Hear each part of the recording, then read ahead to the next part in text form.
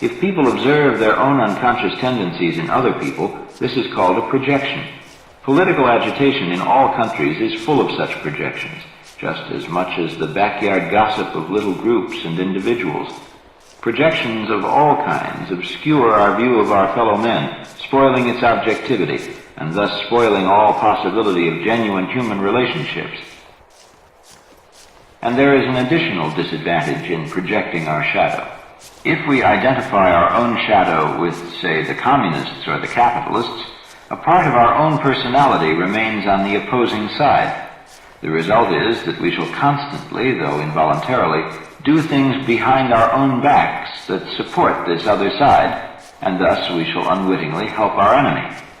If, on the contrary, we realize the projection and can discuss matters without fear or hostility, dealing with the other person sensibly, then there is a chance of mutual understanding, or at least of a truce.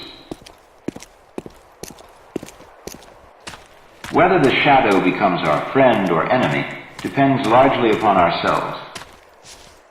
The shadow is not necessarily always an opponent. In fact, he is exactly like any human being with whom one has to get along, sometimes by giving in, sometimes by resisting, sometimes by giving love, whatever the situation requires.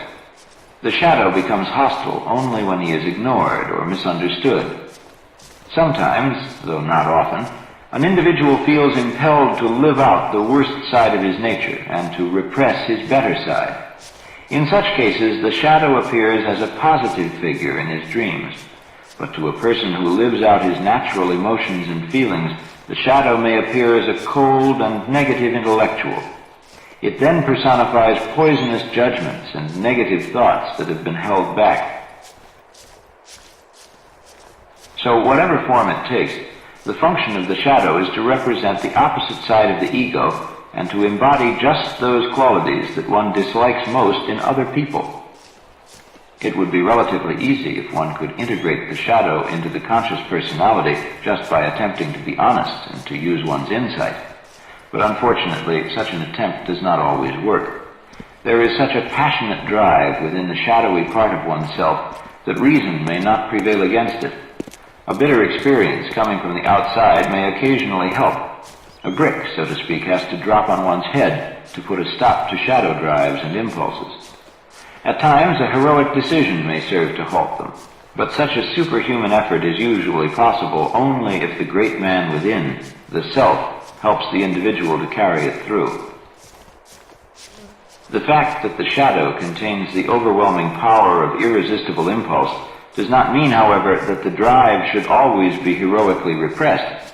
Sometimes the shadow is powerful because the urge of the self is pointing in the same direction, and so one does not know whether it is the self or the shadow that is behind the inner pressure.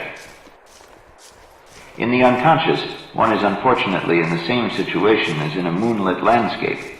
All the contents are blurred and merge into one another, and one never knows exactly what or where anything is, or where one thing begins and ends.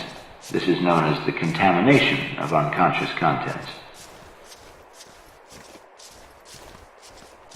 When Jung called one aspect of the unconscious personality the shadow, he was referring to a relatively well-defined factor.